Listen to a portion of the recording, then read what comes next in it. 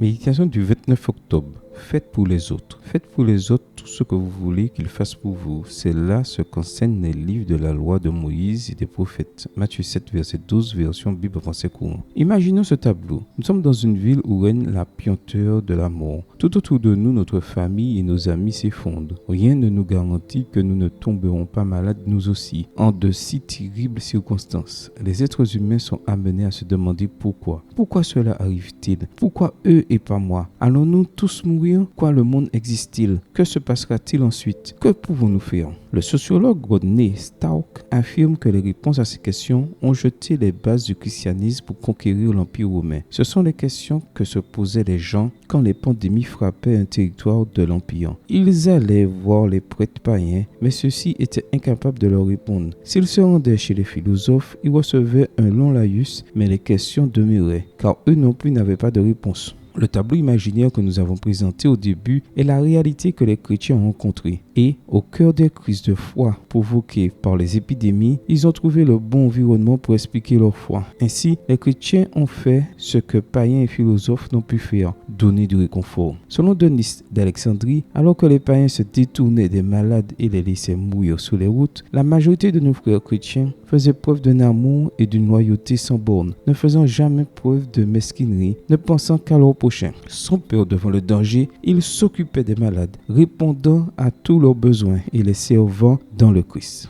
Aux questions, pourquoi cela arrive-t-il? Pourquoi eux et pas moi? Allons-nous tous mourir? Pourquoi le monde existe-t-il? Que se passera-t-il ensuite? Que pouvons-nous faire? Les chrétiens ont répondu sans entrer dans les innombrables mystères de la souffrance, mais en mettant la règle d'or en pratique. Faites pour les autres tout ce que vous voulez qu'ils fassent pour vous. C'est là ce qu'enseignent les livres de la loi de Moïse et des prophètes. Notre réponse au dilemme humain se résume, comme le disait Paul, en une seule phrase. Tu aimeras ton prochain comme toi-même. Galates 5, verset 14. C'est ce qui a donné naissance au christianisme et c'est ce qui le fera perdurer jusqu'à la fin des temps. Amen.